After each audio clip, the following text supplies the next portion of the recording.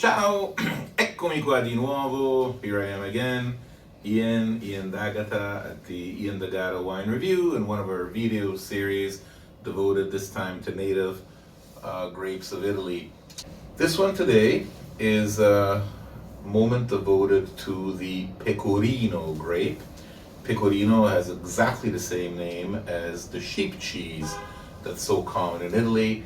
You know, that about 60% of all Italian cheeses are made with sheep milk, and they're therefore called Pecorino cheeses, of which there's many types.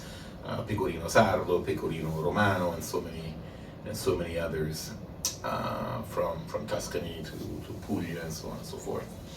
But Pecorino is actually the name of a very famous white grape. In fact, one of the hottest white grapes of the last 10 years in Italy. There was a demand for Pecorino that soon outstripped the supply. Everybody wanted to make a Pecorino wine because the thing sold so well. So Pecorino, actually, if we'd been doing this video 20 years ago, I really wouldn't have had much to tell you. In fact, really, Pecorino has really only come back to the attention of everybody really in the early 1980s. At the same time, two producers were working on it without even knowing that each one of them was doing the same thing. Cocci Grifoni and the Marche knew of an old 80-year-old vineyard that had these grapes growing that supposedly gave very good wine, and at the time it was a bunch of different Trebbiano varieties and different Malvasia varieties. He wanted to look for something different, so he went there, he selected the vines, he replanted them, he propagated them, and came up with a wine he called Colle Vecchio. He didn't call it Pecorino at first, so his wine was called Colle Vecchio. At the same time, Cataldi Madonna, who's actually a nobleman and a professor of philosophy at the university, started also working on Pecorino, and soon became the recognized superstar of the variety because he vinified it in every possible way, from sparkling to sweet. And imagine the success that the man had, because when he made his first Pecorino bottling in 2000, he only produced 1,200 bottles. In 2011, he was making 250,000 bottles, and that's just how popular the wine had become. The reason why Pecorino is so popular is because it gives a wine that is delicately herbal, but with real body, almost a slightly glycerol mouthfeel, so you could think of it as a more voluptuous Sauvignon Blanc.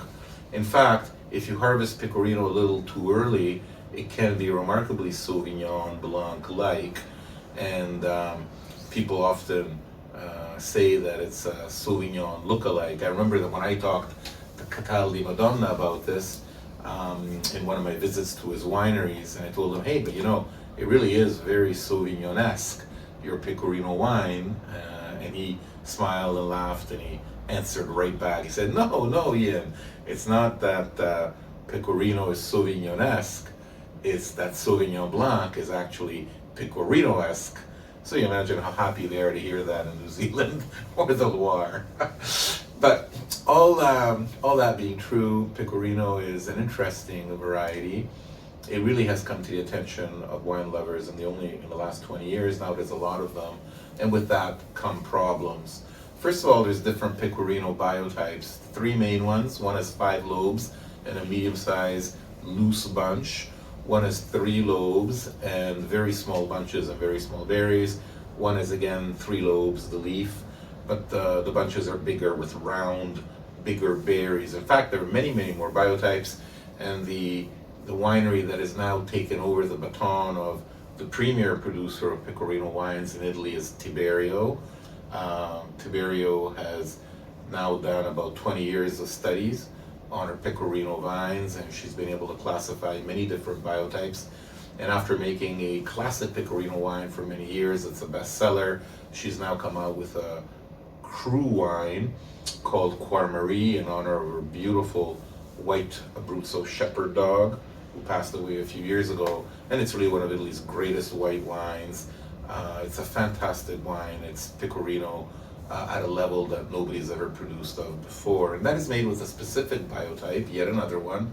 And so when it comes to Pecorino, it depends really on the biotype you're growing. And the other thing, the wine will also depend very much on where you're growing that biotype.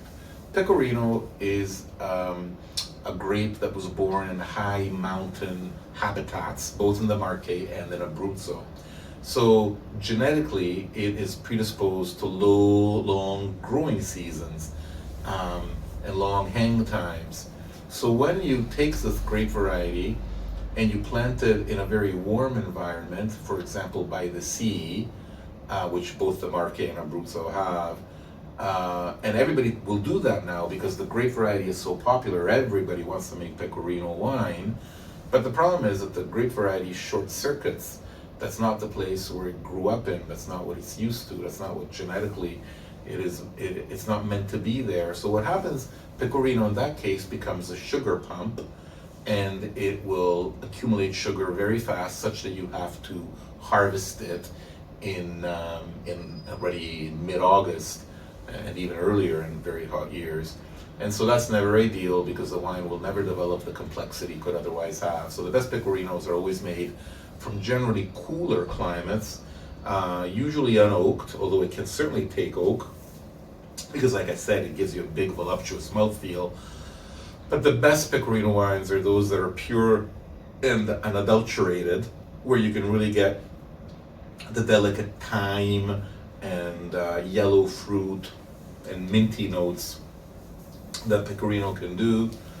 Sage is another big one, white peach, the rose. In fact, there are scientific studies that have looked at Pecorino grapes and wines, and we know that the wines can be rich in ethyl hexanoate, which will give you an idea of apples, ethyl octanoate, which will give you an idea of citrus fruits, and isoamylacetate, which gives you a note of banana, ethanol, which will give you the rose descriptor. So a very complex wine that will be always at once fresh because the variety is high in malic acid, but voluptuous and layered and thick.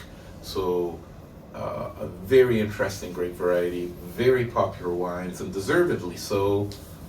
Many very fine producers, believe it or not, they're planting it all over the world. I even ran across a good Pecorino from Canada.